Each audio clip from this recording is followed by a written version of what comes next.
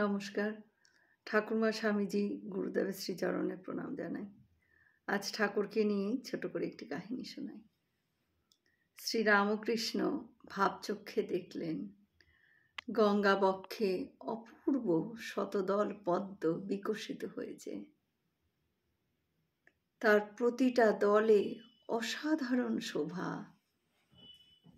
সেখানে চিরকিশোর রাখালরাজ শ্রীকৃষ্ণের হাতটি ধরে ঠিক তার মতোই অপর একটি বালক নৃত্য করছে।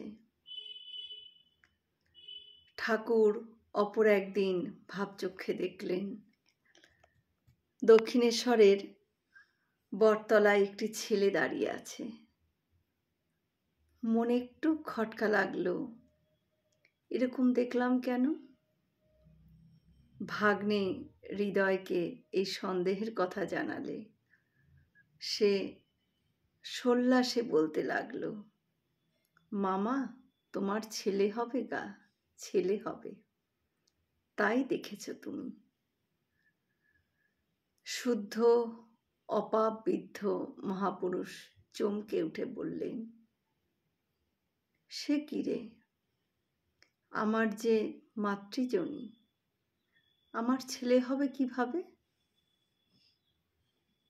রাখালচন্দ্রকে দেখে শ্রীরামকৃষ্ণ সবিস্ময়ে অনুভব করেছিলেন,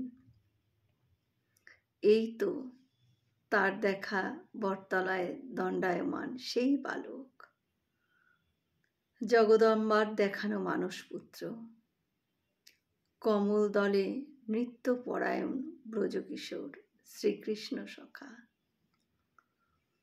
শ্রীরামকৃষ্ণ বাইরে কোনো উচ্ছ্বাস প্রকাশ না করে গম্ভীরভাবে এক দৃষ্টে রাখালকে নিরীক্ষণ করে রাখালচন্দ্রের সঙ্গী পরম ভক্ত মনমোহনকে বললেন, ওর খুব সুন্দর আধার। প্রেম ঘন মূর্তি শ্রীরামকৃষ্ণের অপূর্ব আকর্ষণে রাখালচন্দ্র বারবার দক্ষিণেশ্বরে ছুটে আসতেন। মাতৃহীন রাখালচন্দ্রের শ্রীরামকৃষ্ণের মধ্যে আপন মাকে খুঁজে পেলেন এবং ঠাকুরও রাখালের মধ্যে ক্ষুদ্র বালককে দেখতেন। তাকে আদর করতেন, প্রয়োজনে শাসনও করতেন ঠাকুর। 3-4 বছরের বালকের মতো রাখাল মাঝে মাঝেই এসে ঠাকুরের কোলেও বসে পড়তেন। বাড়ি তো দূরের কথা, ঠাকুরকে ছেড়ে একটি পাও কোথাও নড়তে চাইতেন না রাখাল।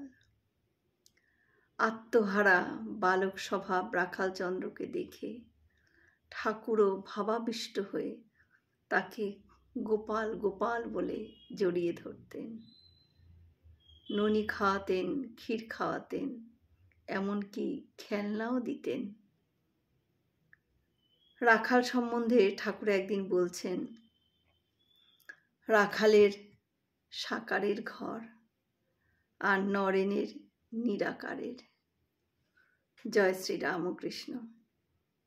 আমরা সকলে মিলে একসাথে বলি, জয় মহামায় কি জয়, জয় ভগবান শ্রী শ্রী রামকৃষ্ণদেব কি জয়, জয় স্বামীজি মহারাজজি কি জয়।